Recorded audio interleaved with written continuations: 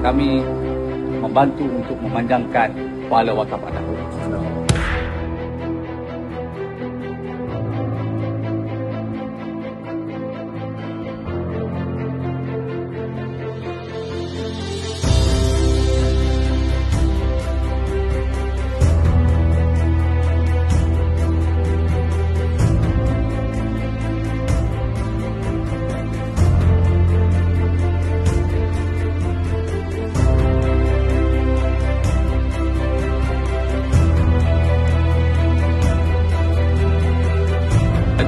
Alhamdulillah, pada tengah hari ini kami ambil katil yang dipulangkan balik oleh waris rakit daripada Batu Maung balik pulau, dan kita hantar pada hari ini di Pekampang, Tasik, Johor.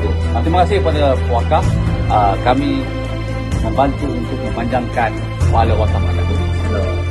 Terima kasih.